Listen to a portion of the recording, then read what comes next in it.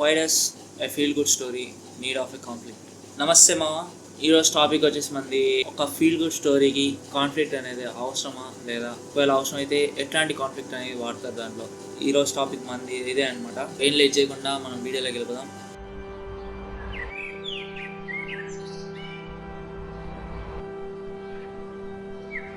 చాలామంది ఒక feel good story అంటే ఒక ఓన్లీ హ్యాపీనెస్ గురించి ఒకటే అనుకుంటారు. అది నిజమే, కాకపోతే హ్యాపీనెస్ గురించి ఒక్కటే అంటే కాదు. ఫీల్ గుడ్ స్టోరీలో కూడా మనకి ఒక కాన్ఫ్లిక్ట్ అనేది ఉంటుంది, పక్కా ఒక కాన్ఫ్లిక్ట్ అనేది ఉంటుంది. మిగతా స్టోరీస్ లాగా దీంట్లో ఫైట్స్ ఉండకపోవచ్చు, గొడవలు ఉండకపోవచ్చు, బట్ దీంట్లో కూడా కాన్ఫ్లిక్ట్ అనేది ఉంటుంది. ఒక లవ్ స్టోరీ కాన్ఫ్లిక్ట్ అంటే ఏదో పెద్ద ఫైట్ జరిగిపోవడం, ఏదో పెద్ద గొడవ జరిగిపోవడం అవసరం లేదు.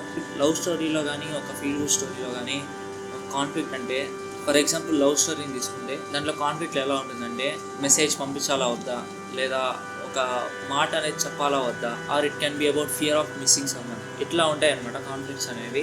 ఇవన్నీ కాన్ఫ్లిక్ట్స్ ఇట్లా కాన్ఫ్లిక్ట్స్ ఏం లేకుండా వెళ్ళిపోతుందంటే ఆ మూవీ చూసే వాళ్ళకి చాలా బోర్ కొడుతుంది. You have to build tension in the audience who sees your story. Like at character ఉంది, ఈసారైనా ఆ క్యారెక్టర్ ఇంకో క్యారెక్టర్ నిజం చెప్తుందా, లేదా ఈ క్యారెక్టర్ ఆ క్యారెక్టర్ కలుసుంటారా లేకపోతే విడిపోతారా అనే టెన్షన్ నువ్వు బిల్డ్ చేయగలి. ఆడియన్స్కి కూడా నువ్వు ఒక ఇంట్రెస్ట్ క్రియేట్ చేస్తావు.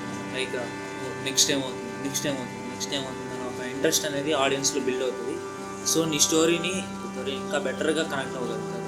అందుకే ఫీల్ గుడ్ స్టోరీస్లో చిన్న వాటి మీద ఫోకస్ చేస్తాయి అన్నమాట ఫీల్ గుడ్ స్టోరీస్ అనేవి. లైక్ ఒక మాట అవ్వచ్చు, లేదా ఒక పని అవ్వచ్చు, లేదా ఒక లేట్ రియలైజేషన్ అవ్వచ్చు. ప్లీజ్ ఈ లవ్ స్టోరీస్లో కానీ ఫీల్ గుడ్ మూవీస్లో కానీ కాన్ఫ్లిక్ట్స్ అనేవి మనిషి లోపలైనా ఉండొచ్చు, లేదా మనిషి బయట అయినా జరుగుతుంది. బట్ మ్యాక్సిమం ఆఫ్ ద టైంలో కాన్ఫ్లిక్ట్ అనేది ఎప్పుడైనా ఒక మనిషి లోపలైతే జరుగుతుంది. సో ఈ చిన్న డీటెయిలింగ్స్ ని మ్యాచ్ చేస్తూ రాస్తారు కాబట్టి ఒక ఫీల్ గుడ్ స్టోరీ అనేది మనకి అంత సాటిస్ఫాక్షన్ ఇస్తుంది.